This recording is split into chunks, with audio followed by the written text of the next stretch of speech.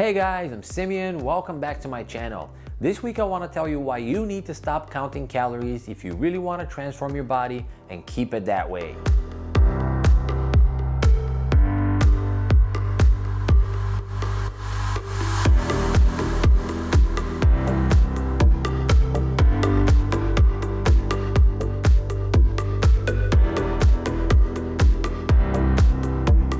Welcome back guys. So this week I want to talk about counting calories because that is something that has been bothering me for a long time.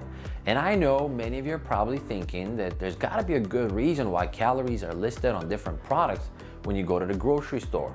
And there's so many programs and little gadgets for calculating the calories you consume and blah blah blah. Forget all of that. Today I want to tell you why calories are a failed attempt of our society to curb the ever-increasing obesity rates, and why you need to redirect your focus away from counting calories. But before we get any further, please do me a favor, scroll down and subscribe. I've dedicated this channel to providing you with the truth behind working out and transforming your body. So please do me a favor if you like my content and support my channel by subscribing down below.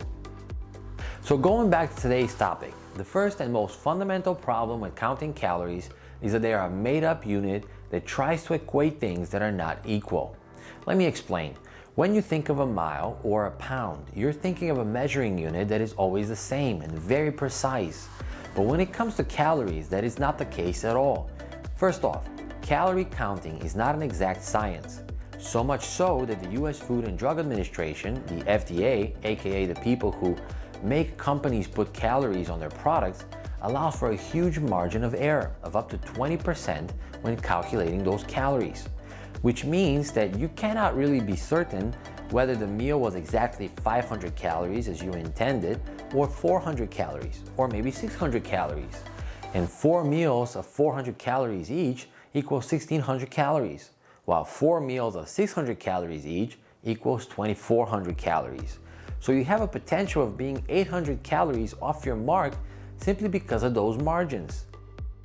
So the difference could be so large with a 20% margin of error up or down from your goal that this alone would make any attempt at counting calories nothing more than a ballpark figure. Not to mention that if you cook at home, which I absolutely recommend because that is the healthiest and cleanest way to eat, it becomes next to impossible, or really not worth your effort to count every single spoon or ounce of your ingredients. Secondly, the composition of those calories matters so much that you can have the exact opposite effect from the same number of calories. And that is a trap that I remember falling into when I was a teenager. I would look at a hard-boiled egg and a small bag of M&Ms and I would think to myself, hey, they're about the same calories. Maybe if I eat the M&Ms instead of the egg, I'll be okay because that's the same number of calories. Here's the problem with that mindset. The M&Ms are full of nothing but sugar. The effect of sugar on your body is that it spikes and keeps your insulin elevated, leading to insulin resistance and potentially type 2 diabetes. That is something that I've mentioned in a few previous episodes as well, because insulin resistance is a huge problem. So big that by latest estimates, it could be affecting as many as 1 in 3 Americans. Sugar will also increase the risk of cancer, heart disease, depression, premature aging of cells, fatty liver, kidney disease, and accelerated cognitive decline, just to name a few. Basically, sugar wreaks havoc on your body, and unfortunately, it's added to way too many products at the store. That is why I mentioned cooking at home. That's the best way to control what's in your food. And no, sugar alternatives are not better than sugar itself, so stay away from it completely.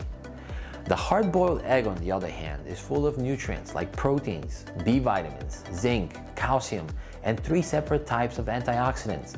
Basically, the hard-boiled egg is one of the most nutritious things you can add to your diet.